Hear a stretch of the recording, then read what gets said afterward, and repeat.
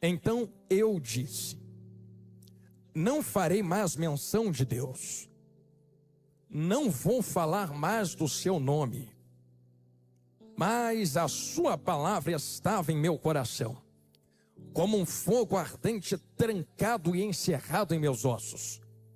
Eu fiquei cansado de tanto me conter. Eu não posso mais. Amém. Tome seu assento por bondade, em nome de Jesus, vasos. Eu peço toda a sua atenção agora. Isto, se acomode no seu lugar. Eu preciso montar um contexto a vocês e identificar a vocês o que está acontecendo nesse versículo. Eu conheço que vocês também conhecem toda a história do profeta Jeremias.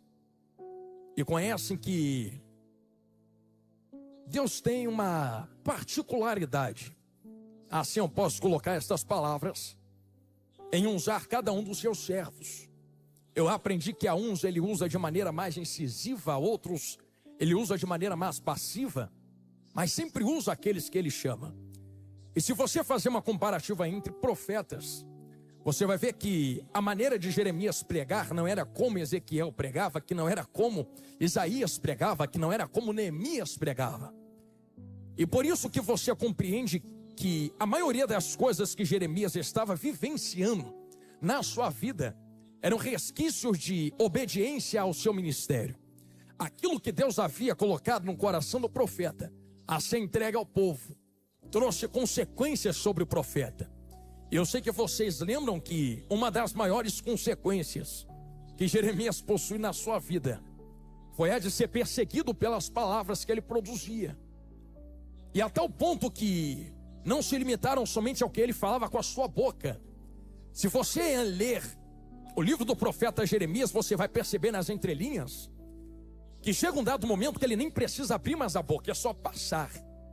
E passando alguém identifica, tem palavra, vive o que prega. Vamos conduzi-lo a madeiro, joga no poço, persegue-o. E com carinho se eu posso aplicar uma primeira palavra aos vossos corações. A obediência nos leva a estas coisas.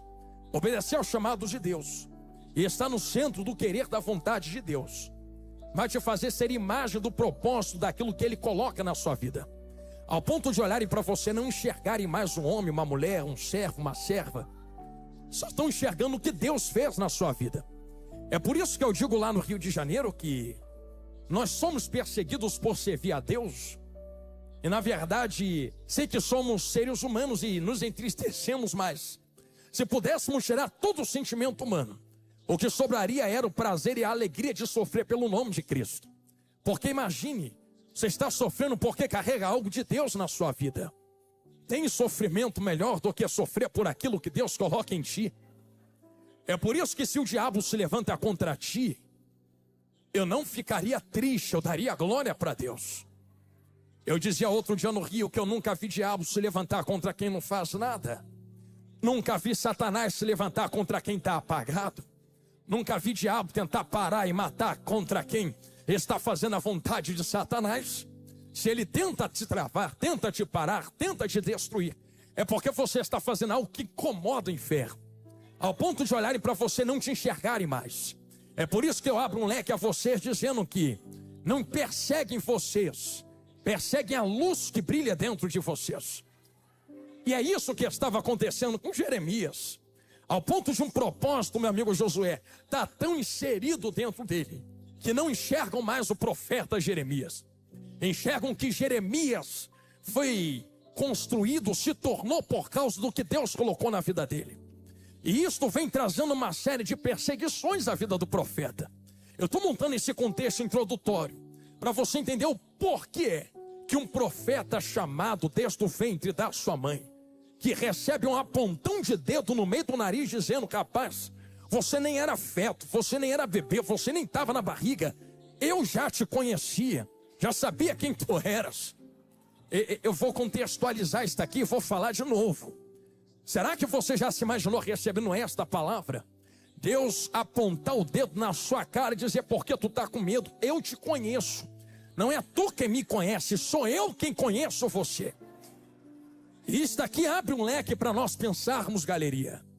Algo que eu ministrava também outro dia aos adolescentes que eu e minha esposa fazemos parte de uma diretoria e lideramos. E eu dizia a eles: vocês têm prazer de estar na presença de Deus? Eles diziam: claro que nós temos. E eu retruquei a mensagem dizendo: mas e Deus tem prazer de estar na presença de vocês? Por isso que eu quero inverter esse pensamento dentro do contexto de Jeremias. Porque quem está dizendo que conhece não é Jeremias que conhece Deus. É Deus quem faz questão de descer e dizer: eu quem te conheço. Tu nem existia, eu já te conhecia. Tu não tinha nome, eu já o sabia. Tu não tinha altura, eu já conhecia a altura que você iria ter. É por isso que existe um pensamento teológico dentro disso. Eu estou falando com muita calma, não estou com pressa de passar nisso. Que tu é tão de Deus que não é da terra. Eu vou fazer uma pergunta, só levanta a mão quem tiver uma resposta para essa pergunta. Tu tem saudade do céu, sim ou não? Se tu tiver, levanta as mãos. Tem saudade? Então quero fazer uma pergunta para entrar no Jeremias capítulo 20, verso 19. Só pode ter saudade de um lugar quem já esteve no lugar. Como é que tu tem saudade do céu se tu nunca esteve lá? É porque tu já esteve nos céus. Tive não, pastor, teve. Porque o que Deus fez com Jeremias também fez com vocês. Antes que eu te formasse no ventre, te conheci. Então tu não é um projeto do teu pai. Tu não é um projeto da sua mãe. Não foi teu pai que olhou para sua mãe: vamos casar, ter um filho e uma filha. Antes do teu pai conhecer a sua mãe, Deus já estava no céu. Vai ter essa altura, vai ter esse nome, vai ser desse jeito, vai ter essa voz. Deus só achou uma barriga na terra para jogar você para cá. Por isso que tu tem saudades do céu, porque tu veio do coração de Deus. Agora tu entende por que é que tu quer ir para lá. Se nós compreendemos que viemos e somos projetos divinos, como é que alguém que recebe um tamanho nível de revelação... agora eu vou confrontar vocês com muita calma. Chega no capítulo 20, verso 9. Pega o dedo e aponta de volta para esse Deus que disse que ele é um projeto na terra e diz: eu não falarei mais o seu nome, eu não pronunciarei mais a sua palavra. Vamos botar nas entrelinhas do português aportuguesado. Diz isto: não prego mais, não canto mais, não vou mais para a igreja, não conta comigo, acabou minha força, não nasci para isso, não nasci para estar em luta, não nasci para estar em prova, não faço mais a tua vontade, não levo mais teu nome, não carrego mais a Bíblia, não falarei mais o seu nome. Está escrito aqui, você leu comigo: não pronunciarei mais a sua palavra. A pergunta que eu lhe faço é: que coragem é esta de um pequeno ser humano olhar para um tamanho de um Deus desse e dizer que não fará mais aquilo para qual foi criado a ser fazer? Eu falo a vocês de maneira escancarada que aqui vai ligar tudo. Existem muitas pessoas que combatem umas às outras dizendo acerca de teologia, mas eu quero ser enfático dentro da palavra de Deus.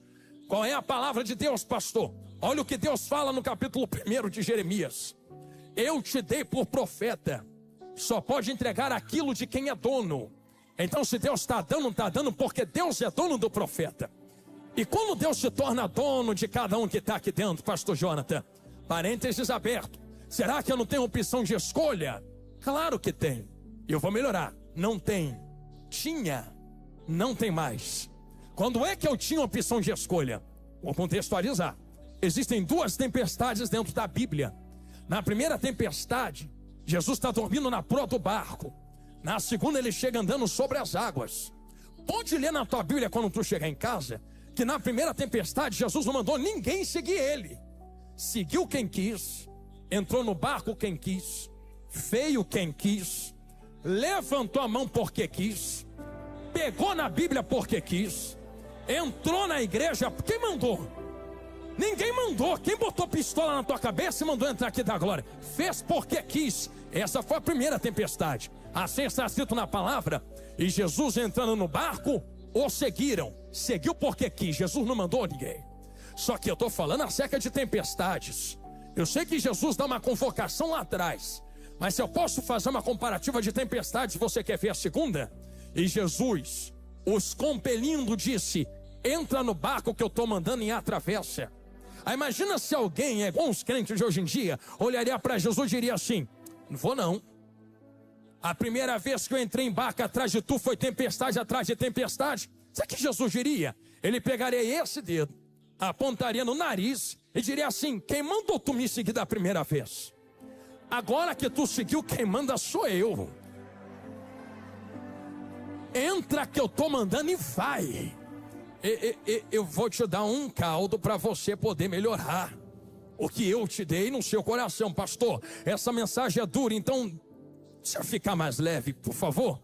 É porque Jesus disse assim: atravessa. Nunca disse o que tinha no meio, mas disse para onde estava indo. Atravessa. Você entende que a ordem que Jesus dá já derruba todo o poder de tempestade no meio do caminho? Porque se eles tivessem entendido o que Jesus liberou no começo, na hora que o vento soprasse, eles iam dizer: estou debaixo de uma palavra. E a palavra não é para morrer no meio do caminho, a palavra é para atravessar. Senti Jesus falar com gente aqui. Se Jesus chama, ele garante. Trazendo esse pensamento em essência para dentro de Jeremias. Se Deus chama um profeta, ele garante quem chama. Se garante quem chama, que coragem é essa de olhar na cara de Deus e falar: não vou mais, não quero mais, não posso mais. Só que em detrimento daquilo que o profeta fala, Deus, igreja santa e sagrada que vai morar na glória, ele responde a ele mesmo. E se você pudesse falar com Jeremias, diria: rapaz, tu fala que não vai, mas depois vai. Tu fala que não quer, mas depois quer. Tu fala que não tem, mas depois tem. Por quê, pastor Jonathan? Porque ele disse assim: não falo mais, não prego mais, não canto mais. Porém, eles são de Bíblia, fala olhando para cá agora. Quando eu disse vou parar, um fogo subiu por dentro dos meus ossos. Encerrado lá dentro, não me deixava desistir. E eu que dizia vou parar, ainda estou pregando. Como eu vou parar se tem um fogo aceso dentro de mim? Como eu posso desistir se tem algo de Deus aceso dentro de mim? Eu vou falar rasgado o que eu estou falando e pronunciando a voz. E repita a voz. Olha o que Jeremias diz: estou exausto de resistir. Estou exausto de sofrer. Estou cansado de lutar. Então cheguei num ponto da mensagem, estou saindo dessa introdução que o Espírito está acendendo no meu coração. Se eu pudesse dar um título a esta mensagem, e eu queria que tu repetisse depois que eu falasse, é que tu não vai derrotar Deus. Deus vai derrotar vocês.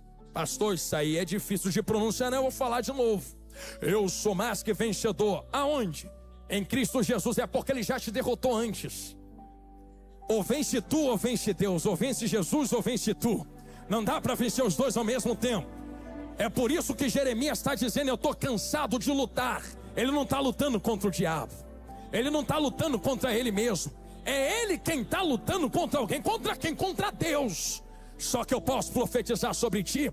Eu sei que somos acostumados a receber palavra de vitória, mas a palavra que hoje receberemos será: Deus vai nos derrotar e Jesus será vencedor em nossas vidas. Será que tu pode recitar esta frase comigo? Diga: Deus vai me derrotar aqui dentro hoje. Pastor, é difícil falar isso aí, mas é profético. E eu explico por que Deus vai nos derrotar. E só podemos vencer se nós perdermos para Deus. Eu abro um parênteses para explicar o que eu estou falando. Se te livra. Se tu cair na mão do diabo, Deus te livra. Se tu cair na tua própria mão, Deus vai lá e fala: volta, te livra. Cai na mão de Deus.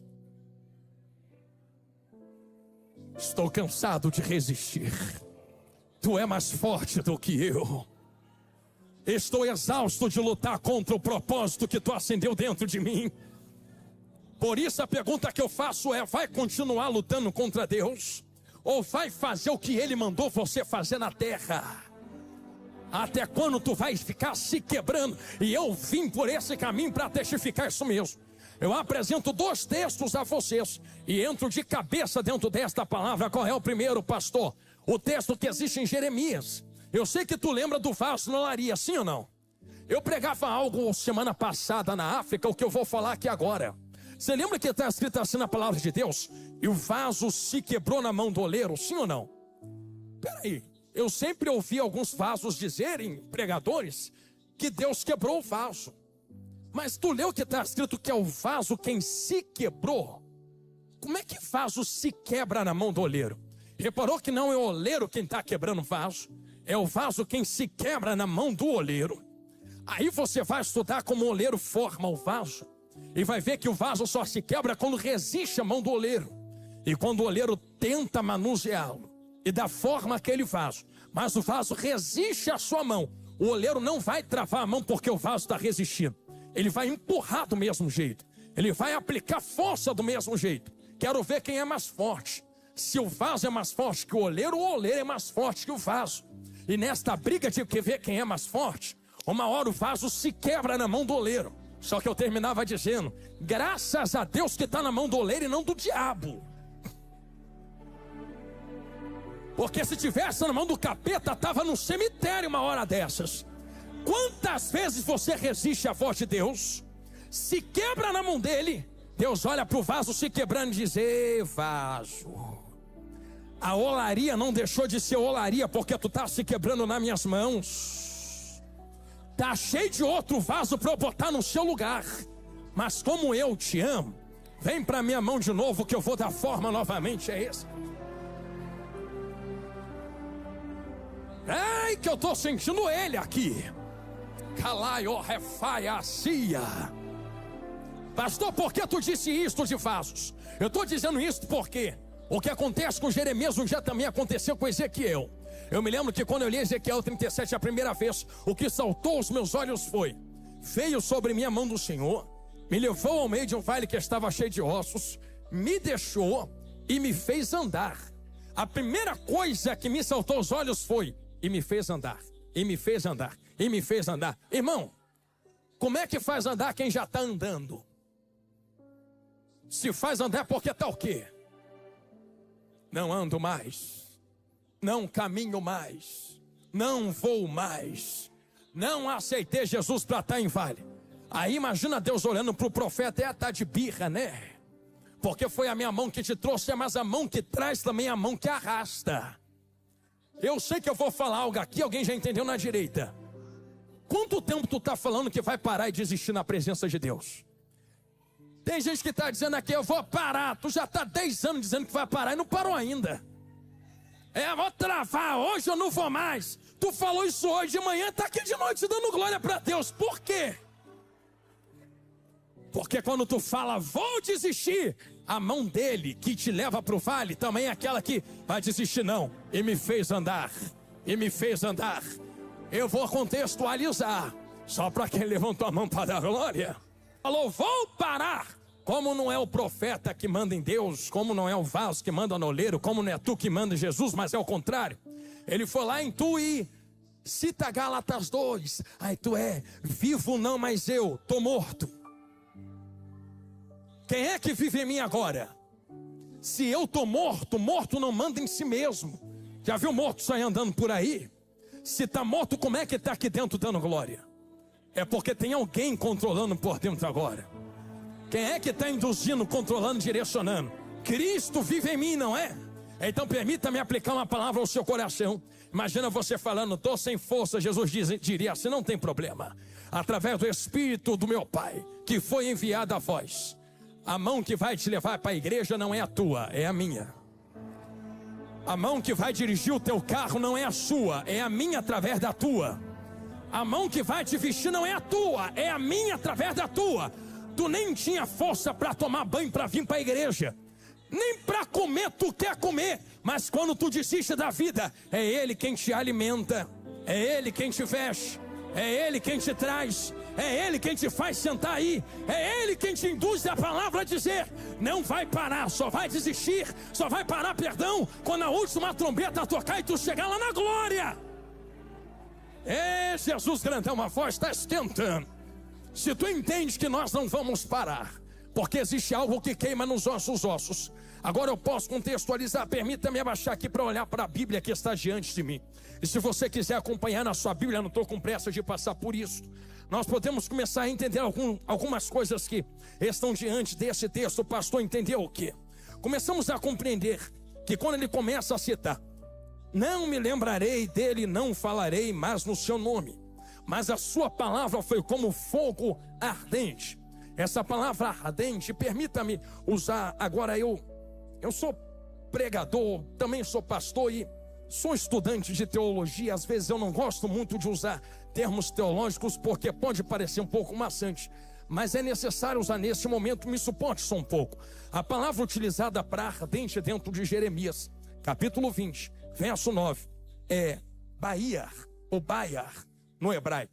Essa palavra não quer dizer somente algo que queima. Essa palavra quer dizer algo muito poderoso que não pode ser apagado.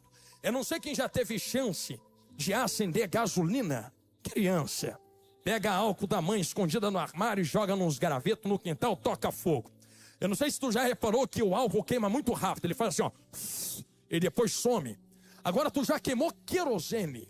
Certa vez alguém entregou um galão de querosene nas minhas mãos, que arrumou em uma empresa, e falou assim: Johnny, isso aqui é bom para queimar galho, planta, graveto. Eu falei, tá bom. Só que eu não conhecia o poder do querosene, pastor. E eu, sem conhecer, pensando que era igual álcool, taquei o galão inteiro lá dentro. Fui acender. Quando eu acendi, não é igual álcool que pega rápido. Ele demora a pegar. Só que o álcool, embora pegue rápido, também apaga rápido. Agora, quando o querosene pega fogo, irmão, até hoje, porque eu acendi no quintal da minha casa, tá aqui minha vaza de prova, todas as árvores que estavam em volta secaram e morreram por causa do calor. A chama subiu quase 6 metros de altura, porque a nossa casa tem 2 andares. E no teto de cima, na laje de cima, ainda tem um beiral para fora. E o beiral ficou todo queimado no isopor, porque ainda estava sem bolso. Você entende que foi tão poderoso e tão ardente, que subiu 6 metros de altura. Ninguém conseguiu ficar perto. E aquele fogo ficou muito tempo, só acabou quando todo o galho, toda a lenha, toda a madeira foi consumida.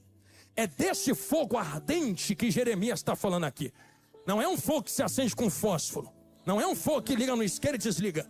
É um fogo que demora a pegar. Depois que pega, ninguém apaga, ninguém retira, entende? Aí nós começamos a entender que o poder desta chama ardente que está dentro dele está encerrado. Novamente eu vou ao original e peço a paciência dos irmãos. A palavra para encerrado ou trancado é iatzar. Essa palavra iatzar não é somente algo que está encerrado, mas é algo que está restringido, aprisionado. Eu queria que você compreendesse isso.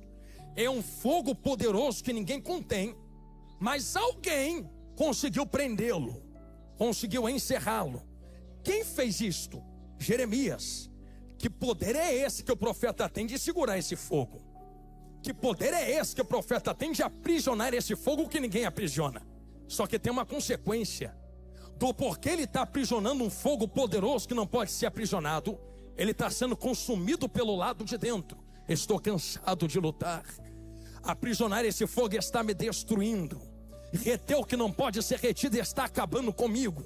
Está me derretendo pelo lado de dentro.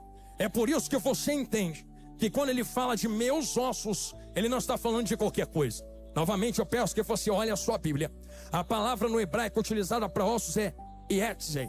Essa palavra no original não é só osso que sustenta a carne. Cheguei aonde Jesus mandou. Agora eu vou do começo da introdução para o meio da mensagem. É substância original. Olha o que está no original: osso, essência, substância. Essência e substância é o que Jeremias está falando. Então, no português, claro, o que Jeremias escreve para nós é: eu pensei, não me lembrarei mais de Deus, não falarei mais o seu nome, mas a sua palavra é como um fogo poderoso que não pode ser contido. Mas eu estou tentando prendê-lo na minha substância, na minha essência, mas eu estou cansado de lutar contra esta essência, contra este fogo. Por que Jeremias está dizendo isso? Eu poderia usar como exemplo os anjos entrando para libertar quem estava aprisionado de dentro da prisão, porque não tem prisão que retenha aquilo que Deus decidiu abrir. Mas eu quero ser mais enfático. Aqui me olha de olho arregalado. A substância que Jeremias se refere, a essência que ele se refere, não é somente o osso físico, palpável, Estou gostando do olhinho arregalado. Esse osso, essa substância que ele se refere, é aquilo que o sustenta, é aquilo que o coloca de pé, é aquilo que o segura. O que é que segura, pastor? Parênteses aberto, peça a sua paciência. Formou Deus o homem do pó da terra, soprou fôlego nas suas narinas, e o homem se torna alma vivente. Existem 3 coisas que formam cada um que está me olhando de olho arregalado. Corpo, formou do pó da terra. Alma, se tornou alma vivente. E espírito, soprou nas narinas. Só existe alma pensante falando para vocês, porque Deus sopra algo de dentro dele no corpo que não tinha vida. Só que quando Deus sopra, Deus não só coloca fôlego. Não é como alguém que, como maquinário, dá um chute e a máquina pega. Deus tira algo de dentro dele e infla Adão. O inflar aqui é dar movimento àquilo que não tem vida, retirando vida de dentro da vida e colocando vida dentro de algo que não tem vida, para que aquilo que não tem vida possa passar a ter vida. Estou sentindo Jesus na minha boca. Só que a vida que Deus coloca não é inerte. A vida que Deus coloca não é só isso aqui, ó. Não é só hálito, não é só fôlego. O que sai de Deus sai com uma consciência. Pastor, Espírito não tem consciência, então o Espírito Santo é o quê?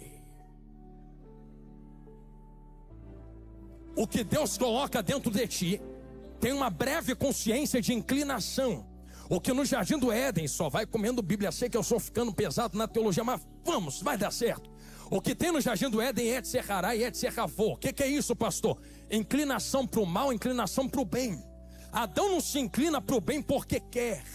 Você já reparou que quem está desviado da presença lá fora tenta preencher o vazio que tem do lado de dentro com tudo, mas não consegue?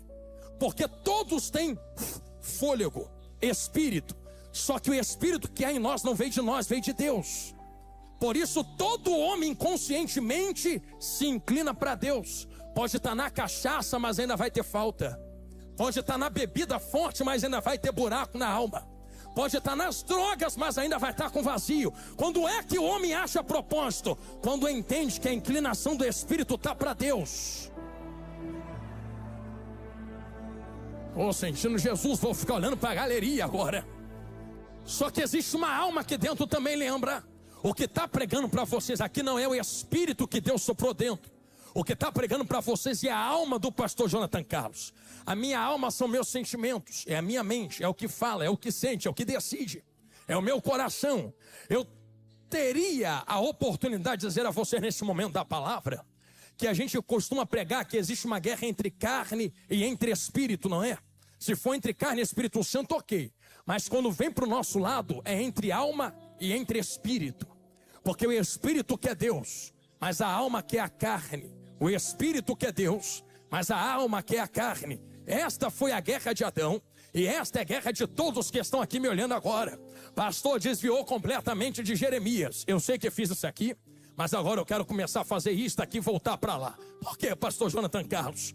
Porque se existe uma alma aí dentro, o que está pregando para vocês aqui agora não é meu corpo. Corpo só funciona porque tem uma alma do lado de dentro falando. Então o que fala aqui é a alma, o que olha é a alma, o que controla a mão é a alma, o que está de pé é a alma, o que está segurando o microfone é a alma, o que pegou a toalhinha foi a alma, o que está me olhando daí de baixo aqui para cima é a alma. É por isso que eu digo a alguns jovens que eu não tenho vergonha de te olhar bem dentro do olho assim, ó. Pastor, por que tu não tem vergonha? Porque não é teu olho que está me olhando, nem meu olho que está olhando tu. É a tua alma que está me olhando e a minha alma que está olhando você.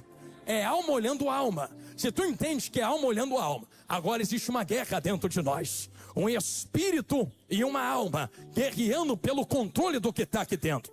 É esta essência, é essa substância que Jeremias se refere. A substância é a alma. A substância é o espírito. O que ele está dizendo não é matéria. Fogo que está ardendo dentro dele não está ardendo na matéria, porque, irmãos, se acendesse o fogo igual a gente acende, queimava a carne. Mas um fogo que está aceso e não consome a carne. Que fogo é esse que está aceso, mas não mata a minha carne? Que fogo é esse que está aceso, mas não consome a minha carne? Se não está pegando na carne, está pegando em outro lugar. Aonde? Na substância, na alma, no espírito. É por isso que eu digo a vocês que quando ele fala que esse fogo está ardendo dentro dessa substância, não pode ser contido. Está destruindo a alma dele pelo lado de dentro de tanto lutar contra Deus. Só que lembra que eu disse que Deus vai derrotar cada um que está aqui dentro agora?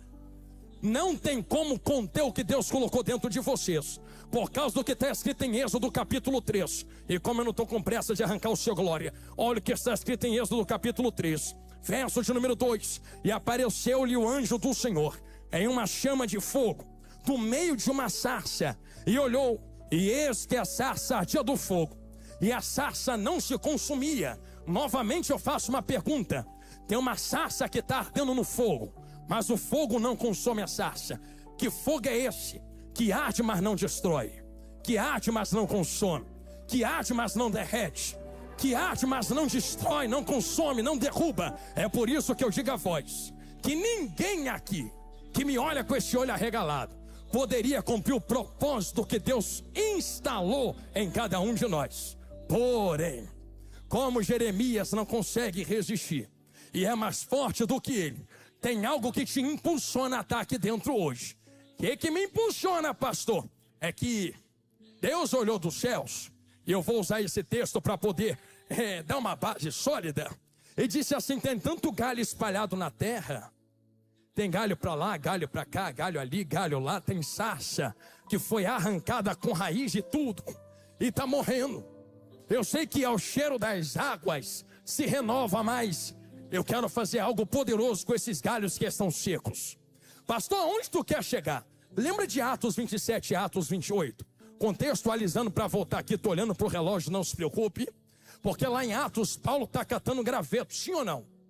Cata aqui, cata lá, cata ali, cata aqui, bota tudo junto e não percebe que entre os gravetos tinha mais o que, crente? Acha uma cobra, uma víbora? Como é que não viu? Como é que não percebeu? Está juntando galho de todo lado, não percebe que no meio tem uma víbora? Não dava para perceber. Não lembra que era noite, era frio, estava chovendo? Tu nunca teve a oportunidade de ver cobra de noite? Ela paradinha parece um galho. Se bobear, até pisa nela e ela te dá um bote, pensando que era só galho seco. Imagina Paulo vendo no meio todos aqueles galhos. Pega tudo e leva. Mas sei que vai doer, mas vai curar. Sarça, sarça, sarça, sarça. Galhos arrancados do chão. Alguém juntou e falou assim: vambora que eu tenho lugar para jogar vocês. Vem ele andando, vai se aproximando. De onde, pastor? De fogo. Que é lugar de sarça, lugar de galhos, lugar de lenha, lugar de madeira, lugar de enxerto na videira. É fogo. Só que enquanto ele se aproxima do fogo, vou usar jargão pentecostal, uma víbora se manifesta no meio dos galhos, sim ou não? Engraçado, ela estava escondida dentro. Tem gente que se assusta com esse texto. Mas tem que estar escondida dentro, porque fora já mostrou a cara. Entenderam? Aqui embaixo, vou falar olhando para cima. Ela não se esconde lá fora, se esconde dentro do ajuntamento de galhos. Só tem um jeito. Estão entendendo? Vou falar olhando para a galeria. De não permitir que víboras se escondam em áreas específicas entre galhos. Fogo, fogo, fogo, fogo, fogo, fogo, fogo, fogo, fogo, fogo. Quanto mais Paulo se aproximava, a víbora se manifesta e agarra o braço dele. Ele balança no fogo, não morre. Aqui fica uma mensagem clara, quem está olhando de olho arregalado. Tem muita coisa que está contra nós, que só vai sair quando o fogo pegar de uma maneira como nunca antes pegou. Não tente reter o fogo. Pastor, que fogo é esse que tu está falando sobre a minha vida? O fogo se apagou um dia. Se apagou como, pastor? Se apagou, eu vou ser mais categórico. Eu vou usar um texto novamente, estou olhando para o relógio, para você entender o que eu vou explicar. Lembra quando Deus desceu na terra dentro do templo e chamou Samuel? Samuel sai correndo, dentro do tabernáculo. Chama Samuel, Samuel sai correndo, vai até Eli. E na terceira vez ele fala, diz assim, fala porque teu servo ouve. Sabe quando é que Deus desceu para falar com Samuel? antes que a lâmpada se apagasse. A lâmpada ali não é essa lâmpada que a gente acende no botão, não. Lâmpada ali é candelabro sustentada por óleo. Tem um fogo aceso. E eu quero que todos levem em consideração isso aqui que eu vou falar agora. Deus não desceu no pecado de Eli, de não ver nada que estava acontecendo. Deus não desceu no pecado de Ofni, em roubar a oferta. Deus não desceu no pecado de Finéas, em adulterar na porta do templo. Mas quando o fogo estava se apagando, aí Deus fala, não, agora é demais, agora eu vou descer na terra. Deus não desce no pecado alheio, porque Deus não depende de pecado de ninguém para ser quem Ele é. Mas quando o fogo se apaga, Deus se manifesta. Pastor, por que se manifesta quando o fogo está se apagando? Porque quem acendeu esse fogo não foi Abraão, não foi Isaac, não foi Jacó, não foi Moisés.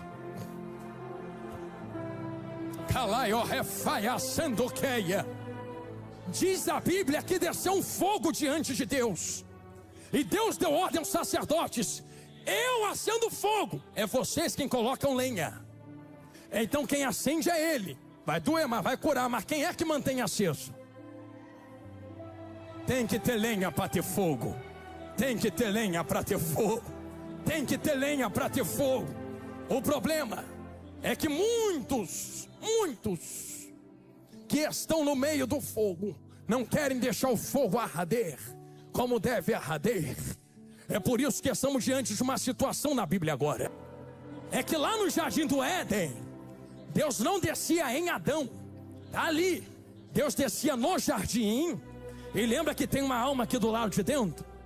Para alcançar o Adão que estava aqui. Imagina Deus, rapaz, tu quebrou tudo, quebradeira. Eu vou inverter.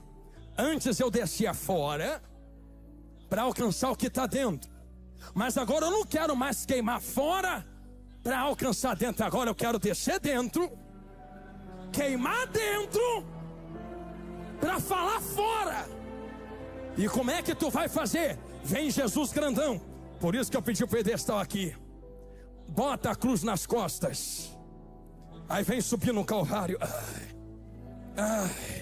Alguém fala, se é filho de Deus, quero ver descer agora. Ele, não, eu estou plantando. Vai ter muita lenha para papai. Vai ter muita gente queimando fogo. Quero ver quem vai apagar o fogo. Será que é falta de dinheiro?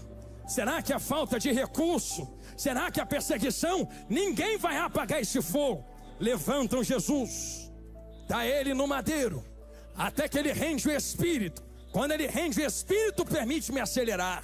Sabe o que acontece? Igreja Santa que vai morar no céu. E cumprindo-se o dia de Pentecostes, estavam todas as sarças reunidas no mesmo lugar.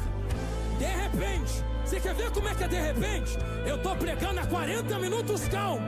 De repente, de repente, de repente, de repente, de repente, de repente, de repente, olha o de repente de Deus.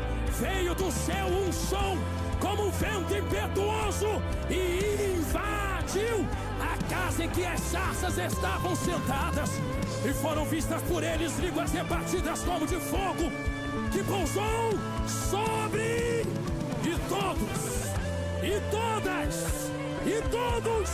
Não vai ter sarça de fora. E todos foram cheios e queimavam no Espírito de Deus, e falavam em outras línguas, conforme o Espírito lhes concedia que falassem. Levanta a mão de quem está do teu lado aí, vaso. Assim. Não abaixe. Eu não tenho ouro, eu não tenho prata, mas o que eu tenho eu vos dou. Sede renovados no Espírito Santo da verdade. Quem entrou fraco vai sair forte. Quem entrou cabisbaixo vai sair valente. Um terremoto de glória vai começar a acontecer agora. Quem que ainda tem fogo para queimar, eu lhe convido que por 30 segundos, só se tu tem fogo na tua substância, só se tu tem fogo na tua essência, só se tu tem fogo, deixa esse fogo te derrotar agora. Tenta resistir ao poder de Deus se tu consegue. Mas se você quiser vencer, é preciso deixar esse fogo te derrotar agora. 30 segundos. Eu te convido para esta guerra de glória a Deus e aleluia. Quem tem língua estranha já vai misturando com língua estranha.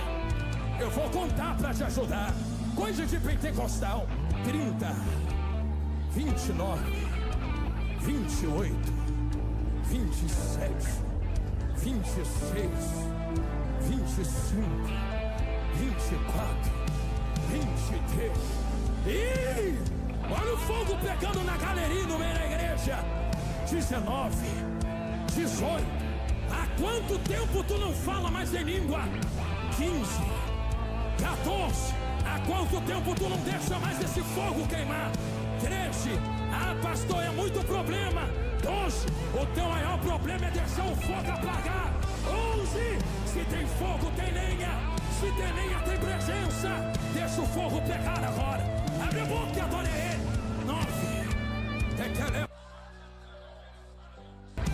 8. 10. Telemanaracataua. 7.